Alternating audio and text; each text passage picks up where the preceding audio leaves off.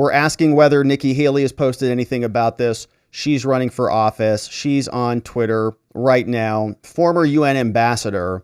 Did she post anything? March 3rd says strong and proud. 1 hour ago, which is about when the news broke. About 1 hour ago, right when we started this show. So pretty recent. Not much there. You give people some time. You give people some time to respond to this stuff. Let's see if Vivek had anything to say about it. Vivek Ramaswamy. Now, a lot of people were saying that, Trump was just trying to raise money. Trump was just trying to make much ado about nothing. And he was just making stuff up. Doesn't look like that's true at all. And we're trying to find Vivek here. And here he is. Let's see if he has responded. A new American dream. Text Vivek. Here's what he says. The politically motivated indictment of the 45th president of the United States marks a dark moment in American history. It undermines public trust in our electoral system and our justice system. It is un-American for the ruling party to use police power to arrest its political rivals. Yes. He says principles go beyond partisanship. Let the American people decide who governs. Here is what Vivek says. I'm Vivek Ramaswamy, and I'm running for president of the United States. Earlier today, my competitor in this race, Donald Trump, was criminally indicted in a politically motivated prosecution. This is wrong. This is dangerous. We're skating on thin ice as a country right now. I think we may be heading on our way to a national divorce. I'm running for president because I care about a national revival instead, but this is a step in the wrong direction. You don't know what? Alvin Bragg, he ran on a campaign, a political campaign for his position, pledging to investigate Donald Trump. You don't know what he did today? He delivered on a campaign promise. That is not how our justice system is supposed to work. Justice is supposed to be impartial. If this had been anybody else other than Donald Trump, on this set of facts, it would have been charged as a misdemeanor at most, if at all. Yet what we see right now is a ruling party in our country that will stop at nothing, even using police force to arrest its political opponents. We're not some banana republic, guys. We are the United States of America. We're supposed to be that shining city on a hill for the rest of the world that still gives hope to the free world as we know it. And yet look at what we have become today. This is not the America that I know. And you know what? You do have a constitutional right to protest this decision if you want to. The only ask I will make is do it peacefully. Right on. And do it lawfully if that's the decision you make. Because, again, we're in dangerous times today. I care about having one country left at the end of this. And if Alvin Bragg or even Joe Biden wants to do something, let alone the rest of this Republican field, we can all unite to say that even if we're running against Donald Trump, we at least want to let the voters decide who gets to be the next president rather than some Javert-style prosecutor sitting in New York City. That is not the country I know. That is not the country that my parents came to. That is not the country that we pledge allegiance to. That is not the United States. Great message from Vivek. Says that this is the weaponization of the system. He's running against Donald Trump. And he says this is a big problem and he does not want to see it happen in America. Now, I got to tell you, the fact that he was able to produce this so quickly and get this out so quickly is pretty dang amazing. This is what a competent campaign looks like. It's within the hour. He's already got a video out. It's 2:54 is when he posted this. March 30th. It's pretty amazing. Right? That's pretty good. That is rapid response. He's got a nice team in place to be able to get all of this done. And it's not just the production, it's the message. It is going to undermine the public trust in our system. It's going to undermine the trust in the entire, my friends, the entire criminal system. This isn't just about politics. The reason the courts work is because people think the courts are legitimate. That's it. They have legitimacy. If people think that the judges and the prosecutors and everybody and the defense attorneys and everybody involved in the system are just partisan hacks who are just out there to just turn the crank of the system, then that is a problem. If people don't show up to their court dates because they say judges whatever, and there's mass revolt of the system, because one party decides they're not going to engage, the whole system comes crumbling down. And it's not just the political system. It's the criminal judicial system. It's the family courts. It's all the courts.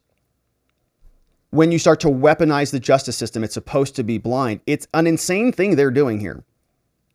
But they're doing it because they have so much froth at the mouth over one particular candidate. They'll do anything to keep him from winning again. They'll do anything to maintain their control of power. And indictments are the only thing they have left because they are losing in the battle, in the arena of ideas. They had to censor everybody to get the upper hand. Elon bought Twitter. More and more people are waking up. All of their promises that they told us about foreign policy and domestic policy and how we were going to deal with the pandemic and how our kids are going to come out of this and how the economic system works and how our US dollar is functioning and all that. It's all BS. And now we have another institution that they are taking a hatchet to called our justice system. The one thing that's supposed to be apolitical and neutral and operate on legitimacy is now being politicized and weaponized. It's a catastrophe, but they're starting it. They're drawing the blood on this one. They're launching their mutually assured destruction nukes, and it's not going to end well. I can't believe they've done this, but here we are. Now we have questions about some other Republican candidates. Ron DeSantis comments on the Trump indictment, posted this on Twitter, said the following: "The weaponization of the legal system to advance a political agenda turns the rule of law on its head." He says it is un-American. The Soros-backed Manhattan DA has consistently bent the law to downgrade felonies and excuse criminal misconduct. Yet now he is stretching the law to target a political opponent. Here it comes. Ron DeSantis says, "Florida will not assist in an extradition request given the questionable circumstances at issue with this Soros-backed Manhattan prosecutor and his political agenda." Whoa, whoa, whoa, whoa. Now we start talking about states' rights and the states pushing back amongst themselves. Say, all right, well, you want to be a political prosecutor and a partisan hack? That's fine. We're not going to respond. We're not going to assist you in the extradition. Now, we'll see what Ron DeSantis can do. Of course, that is going to be a ton of fun to dig into. What are the extradition laws in Florida? How does that work? What are the governor's powers there?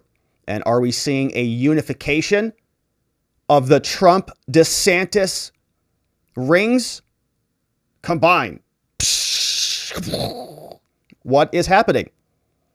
Which is what should be happening. This is exactly the right move.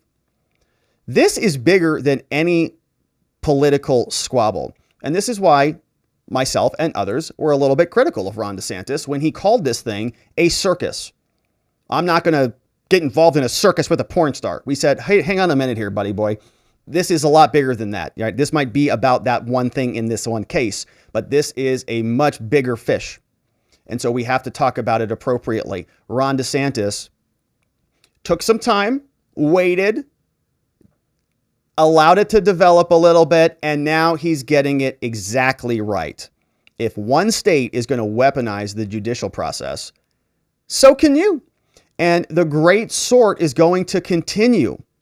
People are going to have to pick up and move into states that are more appropriate for them, because it's now appropriate to prosecute your political enemies. All you got to do is run for office, piss off the DA. The DA can say, well, I'm going to prosecute you. Nobody's above the law. And everybody who's a Democrat in that state will say, great job. You're doing a great job. Let's give you a promotion. Got to be very cautious about this. So big ups to Ron DeSantis for making a good call on that. The politics will continue to play out. Very interesting developments. Now we're taking a look at the other side of the aisle on this. See what the left is saying. Here's one crybaby. His name is Adam Kinzinger. You know him. He said, probably with a box of Kleenex, "Today is a somber day for our nation. Donald Trump committed many crimes, but this indictment should be a reminder that in America, no one is above the law." I swear it's a talking point. They all got their text message. Adam Kinzinger, he doesn't think much for himself. So he's got to wait for the talking points memo to get drafted into his email. He says, we must move forward and let justice prevail. The anti-democratic threat, however, hasn't diminished. What are you talking about? The anti-democratic threat of what? Paying off porn stars? Are you glad that Stormy, the victim of whatever crime, who's the victim of this crime, by the way, is now fixed and now democracy is going to persevere because Trump is being made to account for his payment? Okay.